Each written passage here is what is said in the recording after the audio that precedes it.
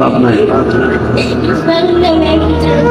100 টাকা তুই খাই, আমি নিলাম, তোরা আবার দিয়ে দিলাম। দেখো আরে কি দিয়ে সান্ত্বনা দেবা বলো, 100 টাকা লয়েছি, 100 টাকা আমার কাছে 1020 টাকা, তুই বাবা খাইস, তোর এটা দিলাম। পৃথিবীর কোন দান কবুল না হলে আমার দান আজকে কবুল। কি চাও, কি চাও? তোর আপনাকে 10 টাকা দিছে, তোর এই টাকাটা আমার কাছে 10,000 কোটি টাকা। আল্লাহ তুমি ওরে বলে আলম বানায়, আল্লাহ ওর বাবাকে মাফ করে দিও, ওর মাকে মাফ করে দিও। আল্লাহ ওর মনের কষ্ট তুমি বুঝছো, তা না হলে এই হাজার মানুষের সামনে দাঁড়িম করে স্টেজে পড়ে গেছে, দাঁড়িম করে পড়ে গেছে।